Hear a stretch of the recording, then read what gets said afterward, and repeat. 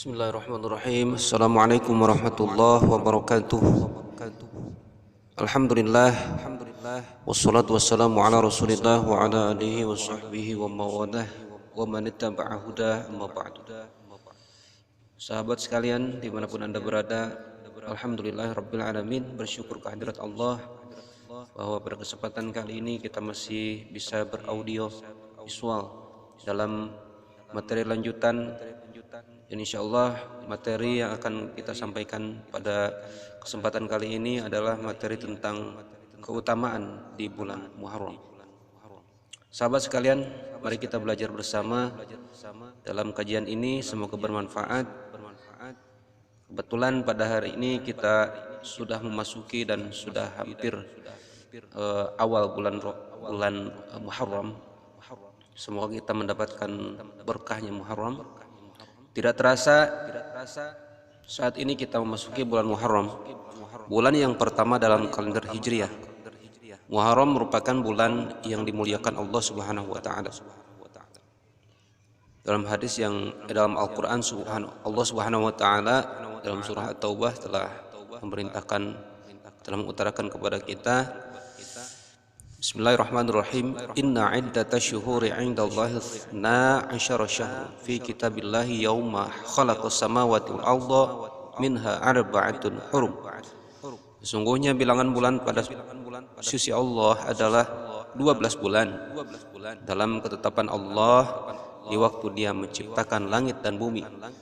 Di antara 4 bulan Muharram itulah ketepatan agama yang lurus. Ketetapan agama yang lurus, maka janganlah kamu menganiaya diri kamu dalam bulan yang 4 itu. Sahabat sekalian, di antara 12 bulan dalam kalender Hijriah, ada 4 bulan yang disebut dengan Ashhurul Hurum, artinya bulan haram, yaitu bulan Zulqa'dah, Zulhijjah, Muharram, dan Rajab. Bulan-bulan ini memiliki kemuliaan. Di antaranya Allah mengharamkan umat Islam melakukan perbuatan-perbuatan yang dilarang, membunuh, kecuali membunuh dalam berperang untuk membela agama Allah Subhanahu wa taala, dan yang dikecualikan oleh agama. Ya. Imam At-Tabarani menafsirkan ayat di atas dengan mengutip riwayat dari Ibnu Abbas radhiyallahu anhu. Allah menjadikan bulan-bulan ini sebagai bulan suci dan mengagungkan kemuliaannya.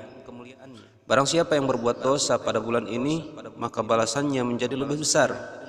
Di samping memang pahalanya besar, ternyata di dalam juga ketika kita berbuat dosa juga besar.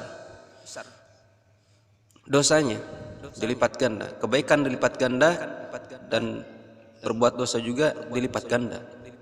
Dan barang siapa yang beramal soleh pada bulan ini, maka pahalanya juga lebih besar, Masya Allah. Tinggal kita pilih mana yang akan kita lakukan pada bulan Muharram ini. Sahabat sekalian, pada bulan yang mulia ini juga Rasulullah SAW menganjurkan kita untuk berpuasa. Dalam hadis yang diriwayatkan oleh Imam Muslim, Afdhalus shiyam ba'da Ramadan syahrullahil muharram wa afdhalus shalah ba'dal faridah shalatul lail. Puasa yang paling utama setelah bulan Ramadan adalah puasa di bulan Allah, yaitu Muharram. Sedangkan salat yang paling utama setelah salat fardu yang 5 waktu adalah salat malam. Sahabat sekalian, hadis ini mengindikasikan bahwa keutamaan khusus yang dimiliki bulan Muharram karena penamaannya disandarkan kepada lafzul jalalah, lafaz Allah. Para ulama menerangkan ketika makhluk disandarkan kepada lafzul jalalah, itu pertanda ada kemuliaan pada makhluk tersebut. Sebagaimana istilah Baitullah atau rumah Allah bagi masjid, atau lebih khusus Ka'bah, dan Naqatullah, unta Allah, istilah bagi unta Nabi Soleh, dan lain sebagainya. Nah, keutamaan bulan Muharram tidak perlu disangsikan lagi. Namun keutamaan itu tidak berarti bila tidak diisi dengan berbagai amalan-amalan yang berbobot, sehingga keutamaan-keutamaan benar-benar bernilai, baik secara individual maupun sosial. Di antara ibadah yang dianjurkan adalah berpuasa ya pada bulan ini. Amalan ini sandarkan pada beberapa hadis, di antaranya sabda Nabi yang artinya, aku berharap kepada Allah dengan puasa Asyura. Asyura itu puasa pada tanggal 10 Muharramnya, sahabat sekalian. Apa keutamaan puasa di bulan Asyura pada tanggal 10 Muharram atau Asyura? Yaitu menghapus dosa selama setahun sebelumnya. Di hadis lain setahun sesudahnya juga. Ketika Nabi Muhammad SAW tiba di Madinah, beliau melihat orang-orang Yahudi berpuasa hari Asyura. Beliau bertanya, hari apa ini? Mereka menjawab, hari yang baik, hari di mana Allah menyelamatkan Bani Israel dari musuhnya, sehingga Musa pun berpuasa pada hari ini sebagai bentuk syukur kepada Allah. Akhirnya Nabi SAW bersabda, kami pun kaum muslimin lebih layak menghormati Musa daripada kalian.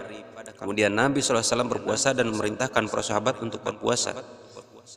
Hadis riwayat Bukhari. Dikisahkan juga bahwa Aisyah mengatakan kepada Rasulullah SAW di Madinah, ia berpuasa pada hari Asyura dan memerintahkan umatnya untuk berpuasa. Tapi ketika puasa bulan Muharram menjadi puasa wajib, kewajiban berpuasa itu dibatasi pada bulan Ramadan saja, dan kewajiban puasa pada hari Asyura dihilangkan. Umat Islam boleh berpuasa pada hari itu jika dia mau, atau boleh juga tidak berpuasa jika ia tidak mau. Tidak masalah. Puasa Muharram dapat dilakukan dengan berbagai macam pilihan. Pertama, berpuasa 3 hari, ya sehari sebelumnya dan sehari sesudahnya, yaitu puasa tanggal 9, 10, dan 11 Muharram. Kedua, berpuasa pada hari itu juga tanggal 10-nya, dan 1 hari sesudahnya atau sebelumnya, yaitu tanggal 9, 10, 11, tanggal 9, 10, dan 11. Ketiga, yang dilakukan pada tanggal 10-nya saja.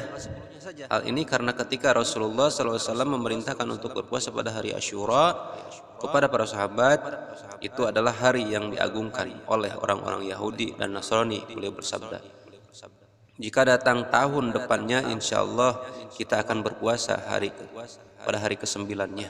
Akan tetapi beliau meninggal pada tahun tersebut sebelum tanggal 10 Muharram. Ini disebut dengan hadis,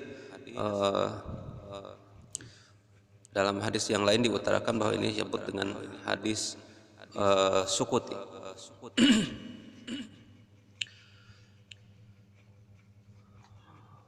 Hadirin sekalian, sahabat surga dimanapun Anda berada, mengingat besarnya pahala yang diberikan Allah Subhanahu wa taala melebihi bulan lainnya, hendaknya kita tidak hanya berpuasa sunnah, tapi juga memperbanyak amalan-amalan ketaatan kepada Allah pada bulan Muharram ini dengan membaca Al-Quran, berzikir, sedekah, dan lain sebagainya.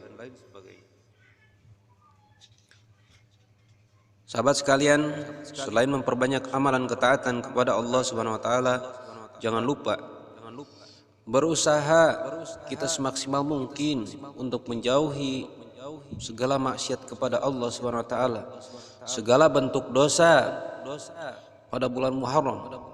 Diusahakan baik dosa kecil maupun dosa besar dibanding dosa-dosa di bulan lain.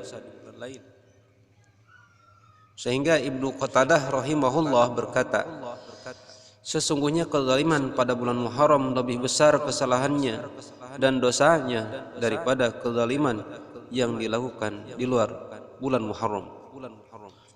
Jadi sahabat sekalian, kezaliman di bulan lainnya tidak sebesar kezaliman dosa maksiat yang dilakukan pada bulan Muharram.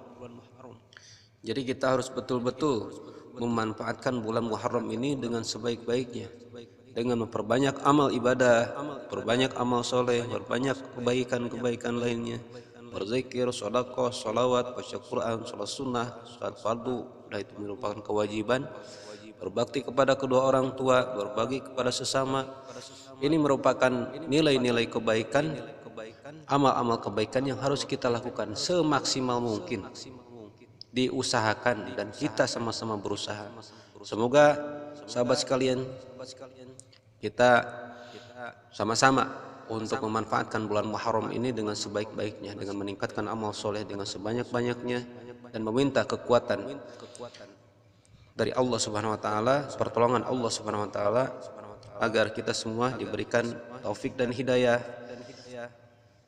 pada bulan ini, dan diberikan kekuatan untuk melaksanakan segala bentuk amal soleh dari Allah Subhanahu wa taala, dan kita semua mendapatkan keberkahan bulan Muharram ini. Sekian sahabat, mudah-mudahan bermanfaat. Wassalamualaikum warahmatullahi wabarakatuh.